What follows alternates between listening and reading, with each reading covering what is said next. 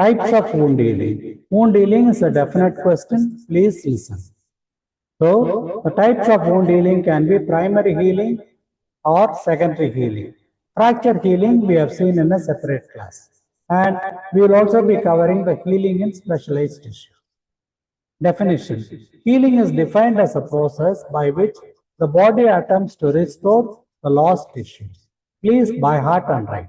There are two types of healing. One is called as regeneration. So the cell that is lost is replaced by identical cell which is similar. For example, epithelium by epithelium. Repair is it is being replaced by fibrous tissue. Squamous epithelium is replaced by fibrous tissue is the example. Now, these are the stages of it. Now, there can be an incision. One is called as primary healing. So, there will be an incision, there is a hematoma formation, infiltration, mitosis, granulation tissue, and collagen. I will be showing the pictures. So, in surgical incisions, this primary healing happens.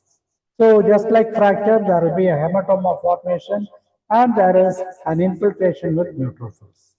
Later on, you find there is a proliferation of the basement membrane and the supporting cells.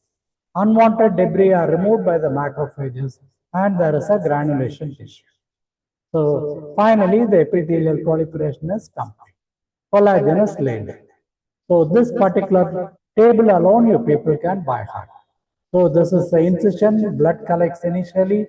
Later on, the neutrophils come to that stage, and within 24 hours, you find that there is a hematoma that is formed. And this becomes narrower and narrower, and the epithelium at the same time, it grows along the basement membrane. This is the new blood vessel or the neovascularization. Altogether, it is called granulation tissue.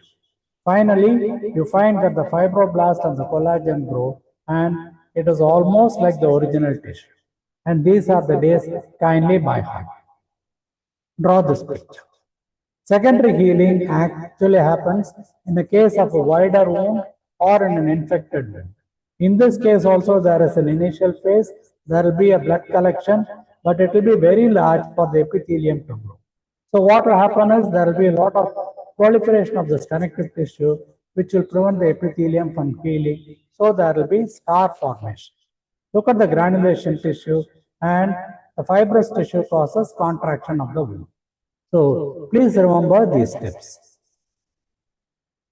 Again, I repeat, you find wound healing, there is a hematoma formation, there are the inflammatory cells, and finally there is a proliferation of the epithelial cells and the fibroblasts. Finally, there is a healing that occurs.